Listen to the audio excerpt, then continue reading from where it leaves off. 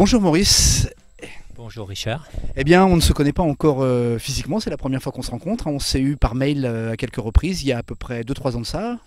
2013 je pense. Ouais. 2013, Ouais, hein. 2013, c'est possible, vous avez contacté l'agence. Ouais. Voilà, c'est ça.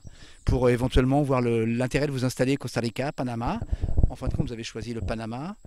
Vous y avez rencontré Bernard, le fameux Bernard, celui qui représente Terre de Rêve au Panama et qui vous a vendu cette magnifique finca avec vue sur mer où on est actuellement.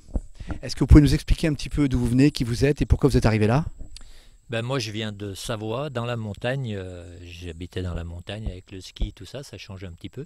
J'ai 66 ans, je suis retraité et voilà, bon, là-bas en France, je suis vieux, je suis à la retraite, j'ai plus qu'à attendre Alzheimer. Ici, j'ai j'ai 50 ans de projet devant moi. Voilà, ça change. Mais pourquoi spécifiquement le Panama en venant de la Savoie? Pourquoi pas un autre pays dans le monde? Non, ben, j'aime bien l'Amérique latine. J'ai visité le Pérou, la République dominicaine, plein de choses comme ça. Et le Panama, c'est le seul pays qui a une croissance presque à deux chiffres et où il y a des opportunités. On peut être propriétaire euh, en tant qu'étranger, alors qu'il n'y a aucun pays dans le monde pratiquement où c'est possible ça. Et avec la croissance qu'il y a, avec le canal, le deuxième canal qui est en route maintenant, je pense que ça va encore augmenter. Donc l'investissement ici, la terre va prendre de la valeur, c'est un investissement plutôt qu'autre chose. Alors, d'accord, là je comprends mieux maintenant pourquoi le Panama, mais pourquoi Bocas del Toro au Panama qui est quand même un endroit très particulier. Parce que le Panama par lui-même ne me plaît pas trop. La ville, c'est... Ici, on a un petit archipel qui est calme, qui est tranquille, qui est oublié. Euh, j'ai 66 ans, j'ai l'impression de me revoir chez moi quand j'avais 10 ans. Quoi. Euh, ils ont mis l'adduction d'eau, l'eau sur le robinet dans ma maison, j'avais 8 ans. Ici, il n'y a pas d'eau, il n'y a pas d'électricité, on est dans un... je me retrouve dans mon pays d'enfance ici, avec tout à faire, quoi. Avec l'expérience en plus. D'accord. Et pourquoi dans ce cas-là avoir choisi spécifiquement cet endroit? Vous avez une finca qui est très grande, je crois, hein. La finca fait 11 hectares. Quand on a visité, j'ai vu juste cette petite partie qui fait peut-être 1000 mètres carrés. Mais quand on a visité, il y a des arbres géants qui ont peut-être 500 ans. Je me suis senti bien. Il y a une énergie. C'est comme si on a les pieds qui ne touchent pas par terre, quoi. Il y a une énergie dans cette finca qui est énorme. On a en plus un potentiel avec une super vue. Bon, j'ai 80 mètres carrés de bord de mer. Vu d'ici, c'est pas beaucoup, mais vu du côté européen, il faut être milliardaire pour 80 mètres avoir carrés ou 80 mètres de long? 80 mètres de long. Oui, c'est ça, oui. J'ai 80 mètres de long de bord de mer et c'est un trésor, quoi. C'est inouï de pouvoir d'avoir mon bateau de parquer ici, de partir quand je veux. Voilà. J'ai accès depuis mon bateau, je peux faire le tour du monde. Voilà, parce que je précise pour les gens qui nous regardent que Maurice ne peut sortir de chez lui qu'en bateau, sinon ça serait donc à la nage, hein. Ben, il n'y a pas d'accès route. Derrière moi, c'est la forêt vierge, inextricable quasi. On a passé pour la finca, la propriété que j'ai, les 11 hectares. Ils sont venus des fois à 15 pour faire des chemins, pour débroussailler, parce que on faisait pas 10 mètres à la machette en une journée, quoi. C'est la forêt vierge dans sa belle grandeur et dans toute sa splendeur. Et maintenant, j'ai des chemins, j'ai des accès, il y a beaucoup de boulot au bout d'un 2 ans de travail, quoi, beaucoup de travail de fait. Mais maintenant, la propriété a quand même un autre aspect et je m'y sens bien. Je suis heureux tous les jours. Voilà. Et vous avez 11 hectares et vous avez donc, je crois, une maison en bas. Vous avez un projet particulier ou c'est juste pour être tranquille à la retraite, cette finca? Non, cette finca, c'est une expérience en fait. Je fais des expériences. La région s'appelle Tierra Oscura, ça veut dire la terre noire. C'est une terre tellement fertile. Tout ce qu'on pousse, ça pousse. Tout ce qu'on plante, ça pousse. C'est énorme. Enfin, en une journée, vous voyez pousser les patates. J'ai même peur que mes patates soient croisées avec des champignons parce que en une semaine, elles font 10 cm de haut. J'ai jamais vu ça. Donc ça, c'est... Je plante des fleurs, je plante des choses. Avant, c'était une finca qui avait que du cacao et un peu de platanos, des bananes plantains. Maintenant, j'ai mis des... J'avais aucun papillon, aucun oiseau. Maintenant, j'ai mis des fleurs, j'ai beaucoup de papillons, de toutes les couleurs. J'ai des colibris qui viennent, j'ai les singes, les paresseux. Bon, je suis au milieu de tous ces animaux, c'est fantastique, quoi. Et vous êtes venu ici seul ou en famille? Je suis venu tout seul. C'est mieux comme ça? Je suis un solitaire, moi. D'accord, c'est une bonne réponse. Ouais. Et alors, vous nous avez expliqué rapidement que vous fournissez en eau et en électricité. Vous faites tout, même des panneaux solaires, j'imagine?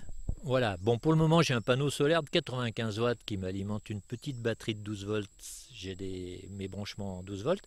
Je vais faire ici, je vais faire une tour pour capter le soleil et mettre des panneaux plus conséquents. J'ai fait un petit hangar pour récupérer l'eau et avec des tanks d'eau, quoi, des réservoirs d'eau. Je parle espagnol, mais des tanks.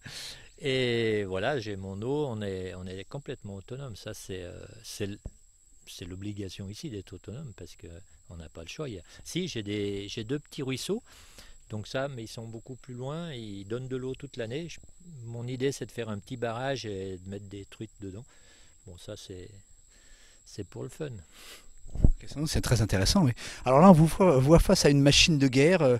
Donc j'imagine que c'est ce qui vous sert de voiture dans la finca. Vous pourriez en parler parce que je crois que les gens ont rarement vu un truc pareil avec des chenilles. Ça, c'est mon engin de guerre. C'est vrai, ici, la finca est vallonnée et on a des côtes qui sont très très raides. Un petit 4x4, il faudrait aménager, pour qu'il passe. Ça, c'était mon caprice en fait. J'ai acheté ça pratiquement avant la finca. Et c'est mon joujou. C'est vrai que j'aime bien. Je dis aux Indiens que c'est ma fiancée parce qu'on passe beaucoup de temps ensemble. Je voyage mes cailloux, je tire les troncs d'arbres. Voilà, je fais tout avec. Il y a des chenilles, 8 roues motrices. C'est quand même...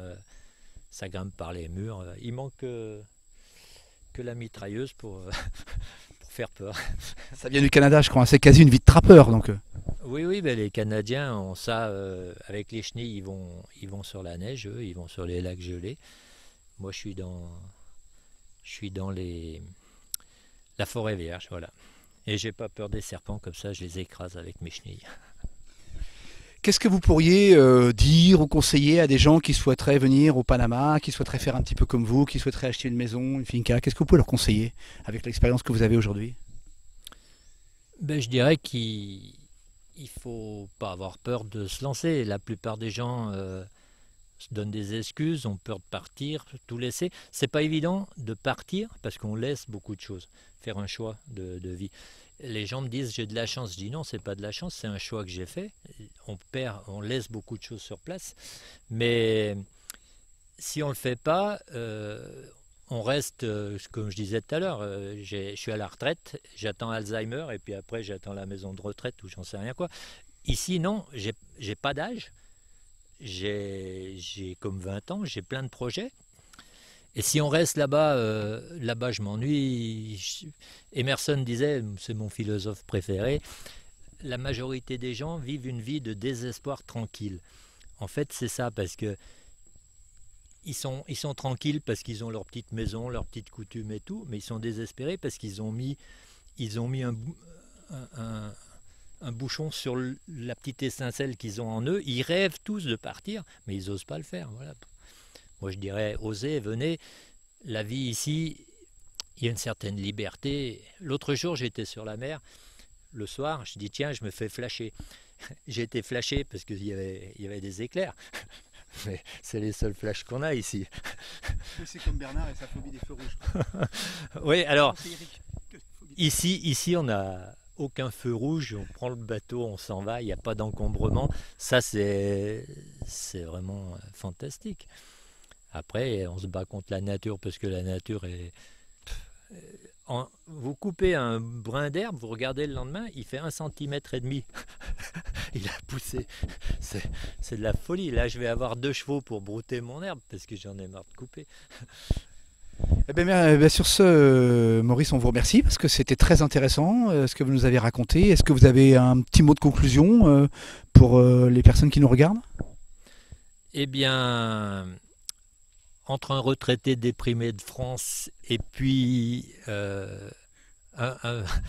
maintenant, j'en sais rien, un, un homme vraiment heureux tous les jours quand je me lève, quand j'écoute les colibris, les singes, les paresseux.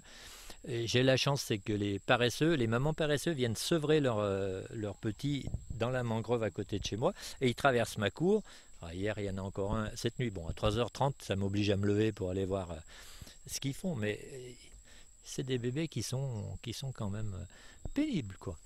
Ils me lèvent, font lever la nuit. Mais voilà, c'est une autre vie complètement différente. J'ai planté des papayes, elles me donnent des papayes de 4 kilos. C'est affolant, la vie ici, ça pousse. Voilà. Bah, sur ce, Bernard, excusez-moi, Maurice, on vous remercie énormément. Et puis, sur ce, pura vida. Bernard, c'est celui qui est taquin le matin. Voilà. Merci, Maurice. Merci à toi, Richard, d'être venu me trouver là, dans ma solitude. Pas facile d'accès. Pura vida.